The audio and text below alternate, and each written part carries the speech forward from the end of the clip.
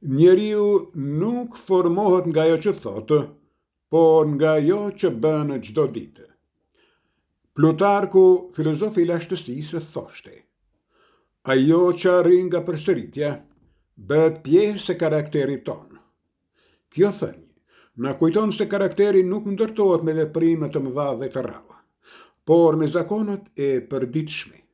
Çdo mendim pozitiv, çdo përpjekje për të përmirësuar dhe çdo veprim i mirë që përsëritet vazhdimisht formon personalitetin tonë.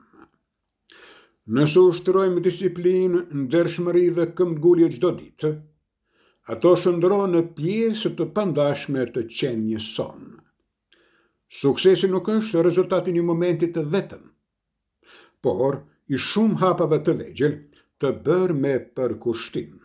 Prandaj, ndryshimi i vërtet fillon nga zakonet që zgjedhim t'i praktikojmë çdo ditë.